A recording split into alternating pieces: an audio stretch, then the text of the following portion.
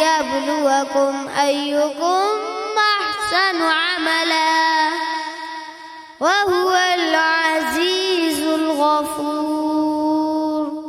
الذي خلق 7 سماوات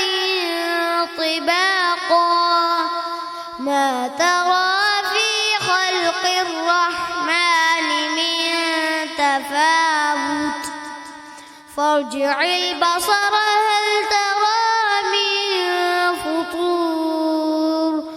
ثم ارجع البصر كرتين ينقلب إليك البصر خاسئا وهو حسير ولقد زينا السماء الدنيا بمصابيح وجعلناها رجوما للشياطين وأعتدنا لهم عذاب السعير وللذين كفروا بربهم عذاب جهنم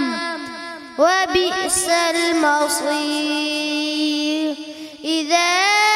ألقوا فيها سمعوا لها شهيقا وهي تفور تكاد تميز من الغيظ كلما ألقي فيها فوج سألهم خزنتها ألم يأتكم نذير قالوا بلى قد جاءنا نذير فكذبنا وقلنا ما نزل الله من شيء إن أنتم إلا في ضلال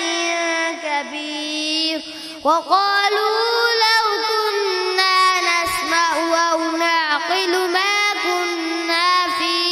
أصحاب السعير فاعترفوا بذنبهم فسحقا لأصحاب السعير صدق الله العظيم.